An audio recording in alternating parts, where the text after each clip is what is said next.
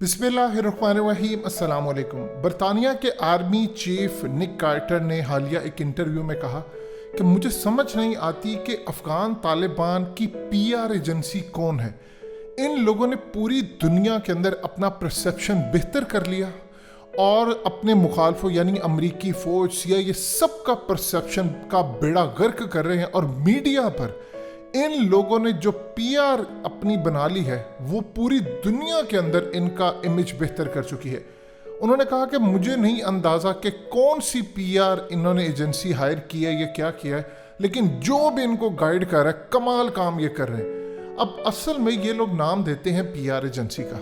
इस वीडियो की अहम डिस्कशन चलती रहेगी, लेकिन इससे पहले आप वीडियो को लाइक करें, हकीकत टीवी को सब्सक्राइब कर लें और बेल आइकन पर ज़रूर क्लिक करें। अफ़गान तालिबान को जो गाइड कर रहे हैं वो है अल्लाह पाक की तरफ से दिए गए मैसेजेस, यानी अल्लाह की गाइडलाइंस है। जब आप फतह हासिल करते हैं अल्लाह की राह में लड़कर, फिर आपको हिकमत अता होती है। इस वक्त अफ़गान तालिबान ने वो पत्ता फेंका है कि अमरीकी फ़ौज, उनके मीडिया में उनका कोई नुमाइंदा इसको डिफेंड नहीं कर सकता। मनाजिर आपकी स्क्रीन पर चल रहे हैं।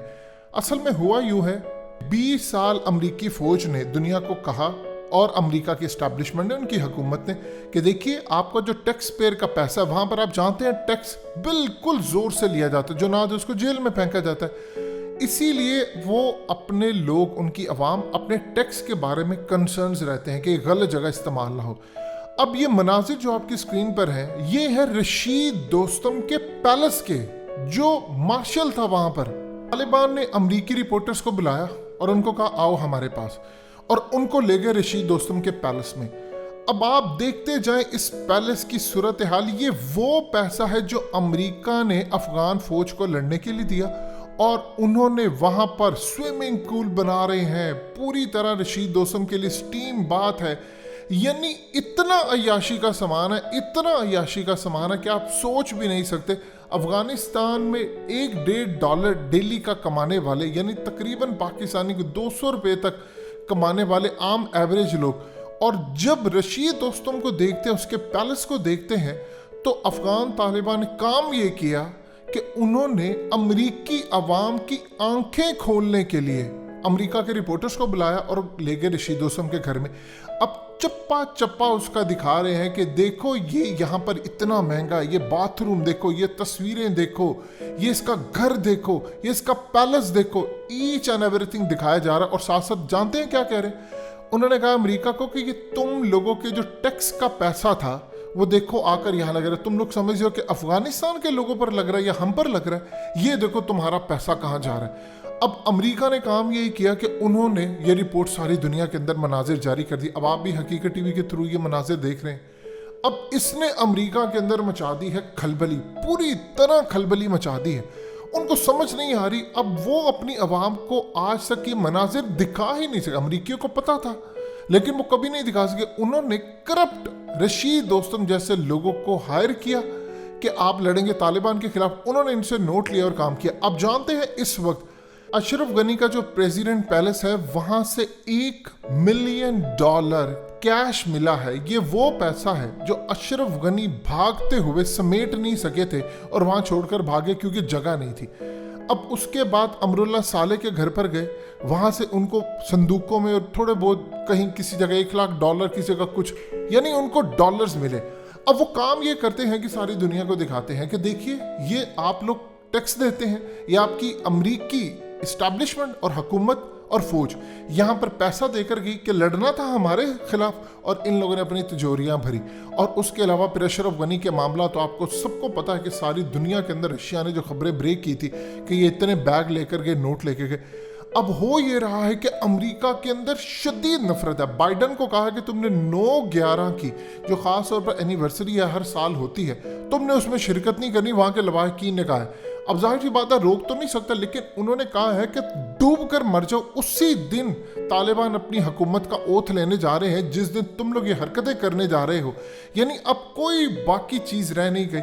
اب اس پوری صورتحال کے اندر معاملات اتنے زیادہ بگڑ چکے ہیں، طالبان فرنٹ سے لیڈ کریں اور دنیا کو سمجھ نہیں آ رہی، یعنی ان کی عوام کی آنکھیں کھلتی جا رہی۔ اب وہاں پر ان کے میڈیا میں ڈسکس ہو رہا ہے کہ امریکہ کی فوج نااہل ہے، ان کے ایون کے اداروں کے ٹاپ لوگ، بلیک واٹر کا جو بانی ہے ایرک پرنس، اس نے کہا ہے کہ 70 سال پرانی بندوق سے شکست کھانے والی امریکی فوج نااہل نکارہ ہو چکی ہے، یہ لڑنے کے قابل نہیں ہے۔ بتائیں، امریکہ سپر پاور جس کو تکبر تھا، اس کی یہ حالت ہے۔